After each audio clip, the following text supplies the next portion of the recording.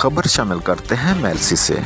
تحصیل reporter Malik Nadeem Iqbal کی report کے مطابق all Pakistan hair dresser and beautician federation تحصیل میلسی کے سابقہ جنرل سیکرٹری موجودہ سینئر نائب صدر ندیم اقبال پھول کا لاہور تنظیمی دورہ۔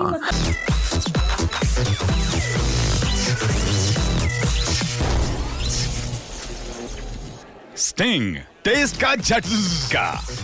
اس موقع پر آل پاکستان مرکزی رہنماؤں سے ملاقات، جس میں شامل all Pakistan hair dresser and beautician federation کے مرکزی ایڈیشنل وائس چیئرمین میاں محمد وارث گجرانوالا، ڈویژن مرکزی نائب صدر ندیم لاہوری، میلسی کے سینئر نائب صدر ملک ندیم پھول صاحبان نے مرکزی سیکرٹری جنرل حنیف الرحمان صدیقی سے ان کی رہائش گاہ پر ملاقات کی اور سینئر نائب صدر محمد یونس جنڈا سے ان کے آفس میں ملاقات کی۔ بعد از کالج کے لیکچرار عمران شاہد صاحب سے بھی ملاقات ہوئی۔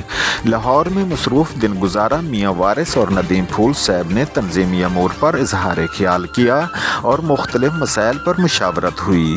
سیکرٹری جنرل حنیف الرحمان صدیقی صاحب نے ان کی خدمات کو سراہا اور خوشی کا اظہار کیا۔ ڈیروں دعاؤں کے ساتھ رخصت کیا۔